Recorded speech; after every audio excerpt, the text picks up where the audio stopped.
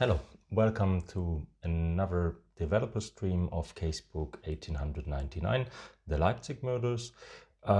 This time you can see I'm not in the game, I'm in the engine, so to say. I'm using Visionaire Studio to build the game.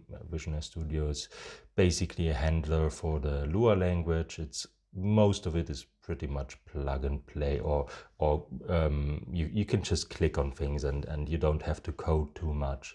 And because right now I'm in a mode where I'm concentrating more on the game than on any showcases or the demo or anything, and I wanted to show you something new today, I thought I would do a real developer stream and show you what I'm doing in the engine, what I'm doing, where I'm at right now.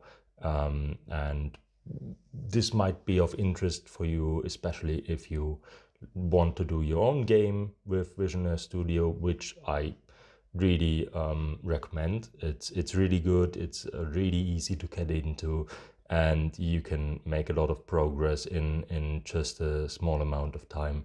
So if you ever wanted to do your own game without having to learn Unity, then yeah, go for it. Go for Visionaire Studio. It's like this, yeah, it's like almost like I prepared this.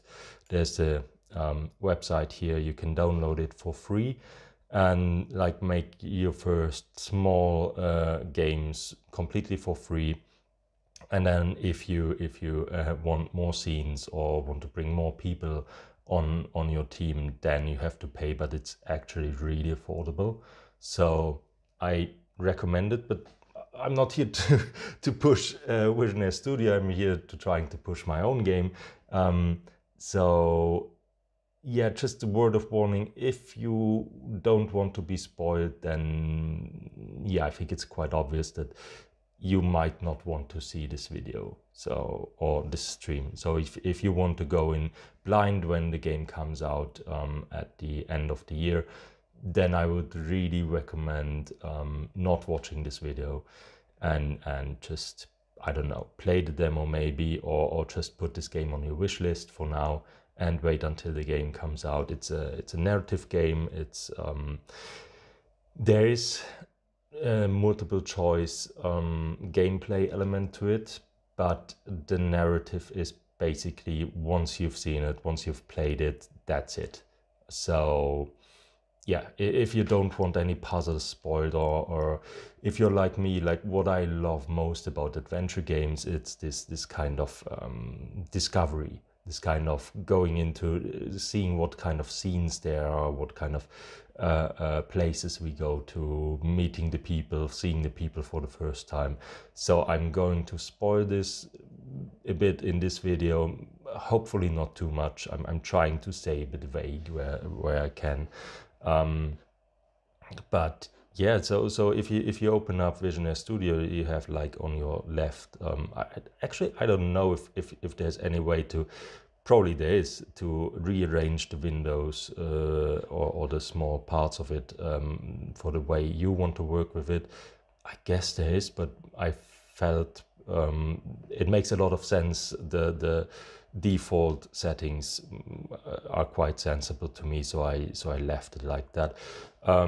So you have the scenes on the left, and you have like the first scene is like a language selection screen. Then you have the main menu, save load menu, things like that. And then you have the scenes from the first case, which is already completely out there. It is on Steam. You can download and play it now completely for free. It takes around 40 minutes to maybe an hour. But it will be also the first case of the full game. So if you want to play it from start to finish when it comes out, then you might want to wait with it. I think a lot of people are actually waiting to see, to experience it as a whole, because it's quite a long time off. I mean, not from my point of view. It's like, it feels like the end of the year is almost around the corner. But yeah, as a player, I can understand that it's quite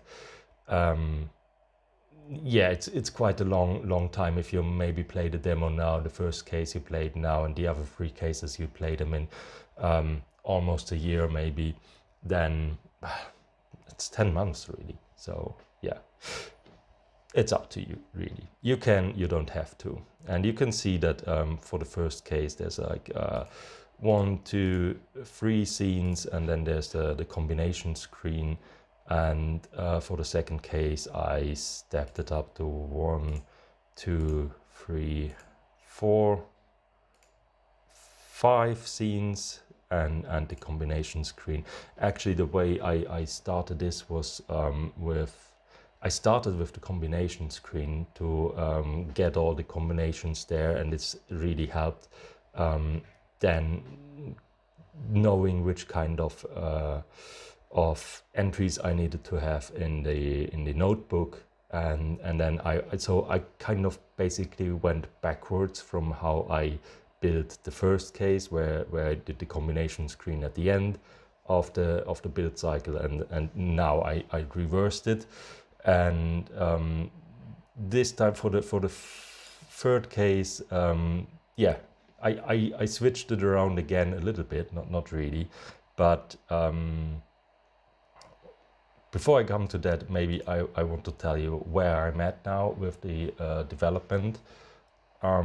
So the second case is completely finished.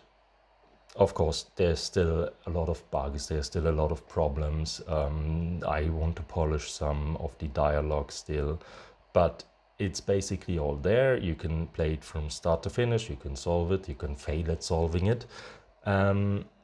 It's not voiced yet, of course, because that just wouldn't make sense. The voiceover or the voice acting will come at quite a late stage in the development, just because it's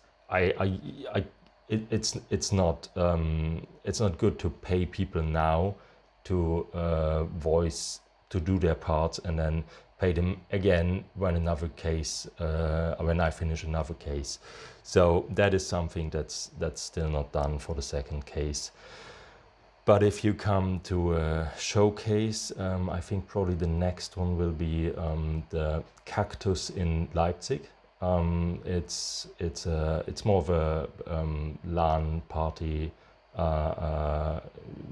exhibition or show than really a single player game show. But I will probably be there to show the game, and I'm bringing my exclusive demo of the second part to that as well, or of the second case. So it's like maybe 10-15 minutes from the second case.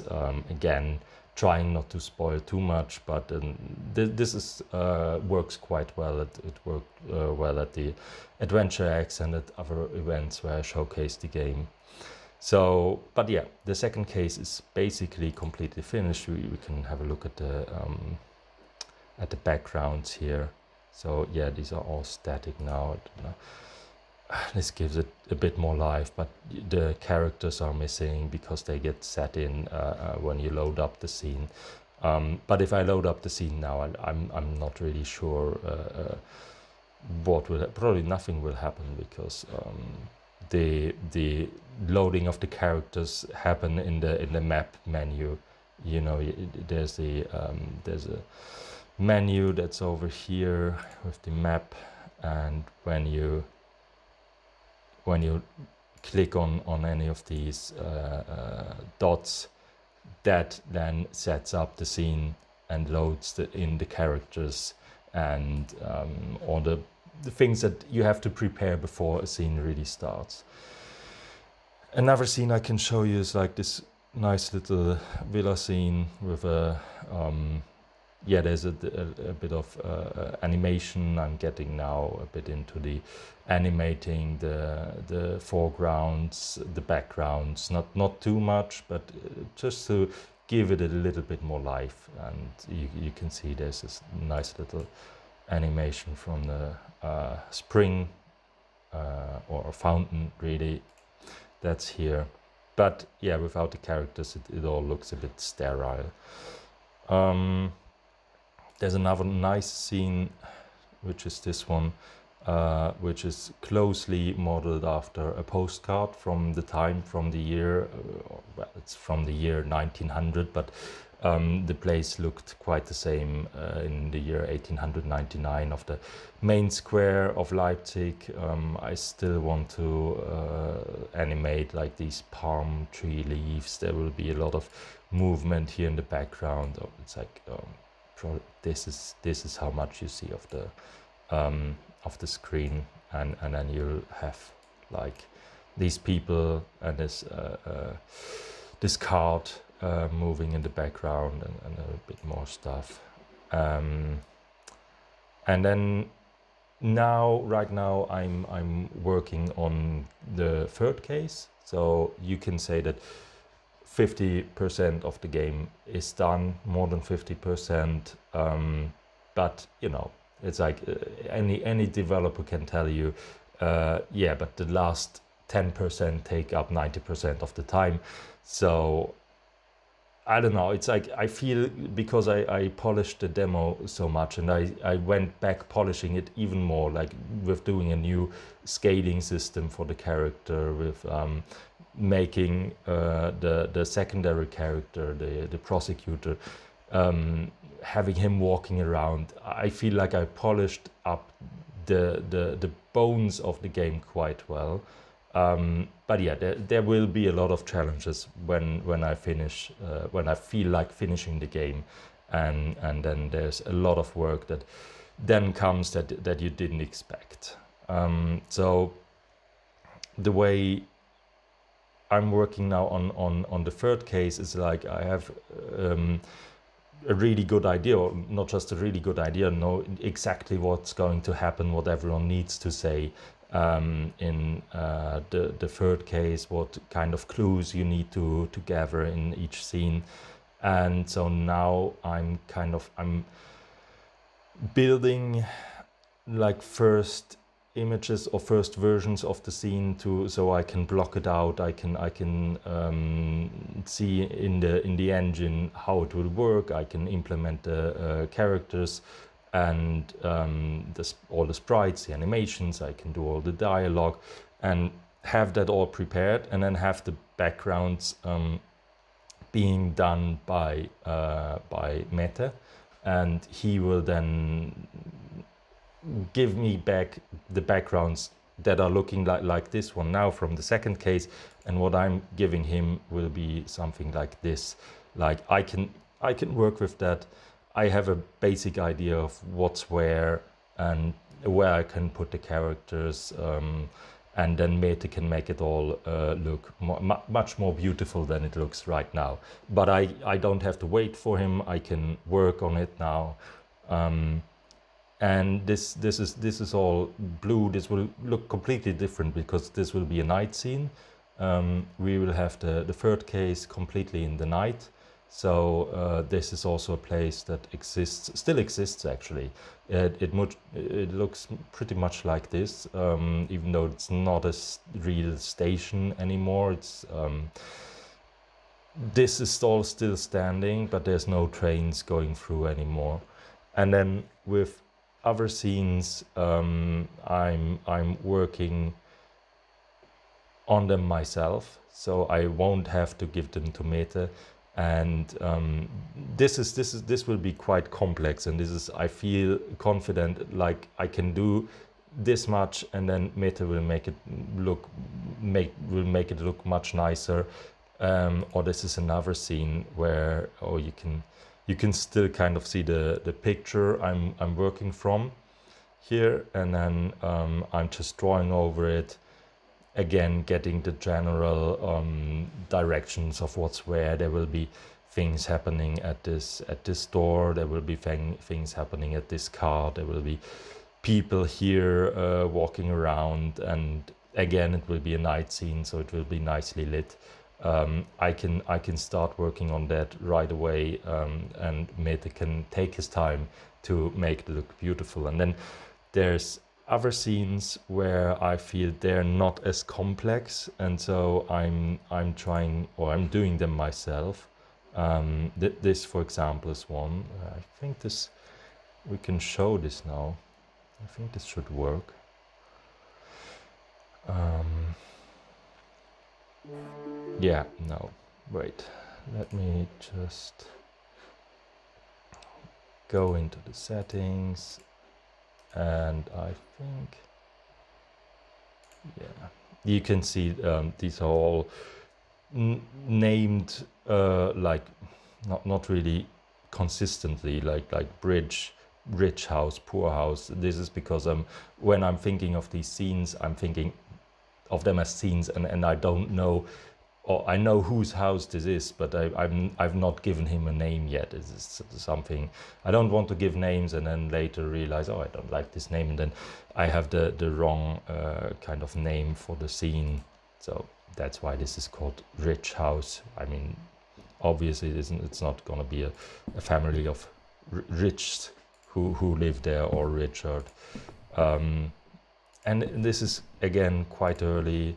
You might have seen this on Twitter. There's like this scene when you I think we can try. You see, I haven't set up any hotspots, just like the bare minimum. It's like you come here, you ring the doorbell, you see the light going on, the kind of butler, he's coming down, opening the door, and basically he's telling you that you can't get in because you're just a lowly policeman, and you see this is obviously the villa of someone really important and rich. And this is something that comes from the research again, where it's just like people or policemen in that time, they were not that important, and they would have to use the back door, the door for the people who worked there. And so basically what will happen is, like, he will tell you that you're just a policeman, you can't use the front door. This would look bad for my employer, and close the door again, and you have to try to find an alternative way in. And again, if you don't want to be spoiled with the puzzles, then you shouldn't watch this stream anymore. Switch it off if you don't want to be spoiled. So you try to, there's a back door, you try to go there, but then there's this dog, and I still haven't gotten around to name the dog. It's like I asked on Twitter for ideas, and I still have to decide. There's been a lot of good ideas for a name for him, and you see, I'm trying to make it as lively as possible, even if it's a night scene. Like this electric light is flickering, and this gas light is flickering as well. But yeah, basically we can't get here because there's this dog. I don't know if I've set up any dialogue.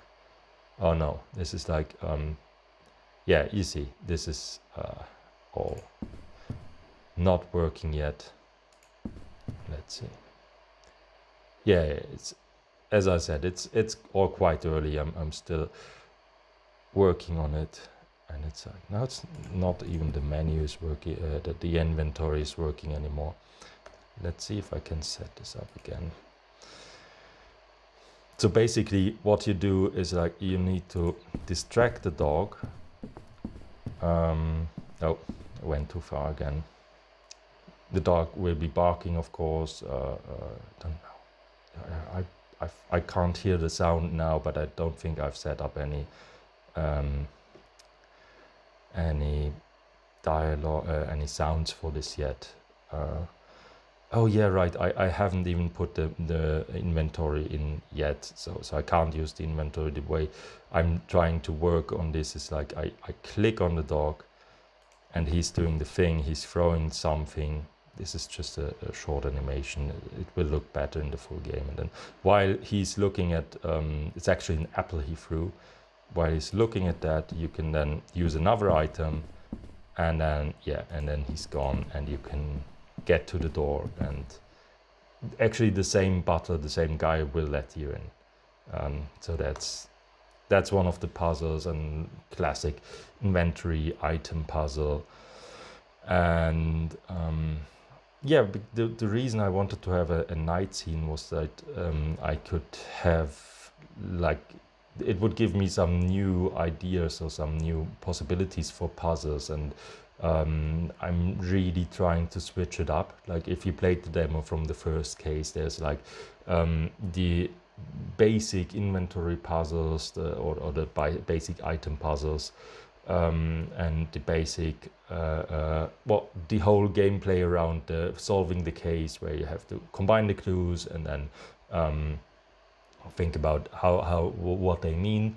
But I wanted to really switch it up a bit more. And in case 2, I have a like complete dialogue puzzle that's, I think, quite cool. And here I'm having more of a mini game. And again, this is really rough first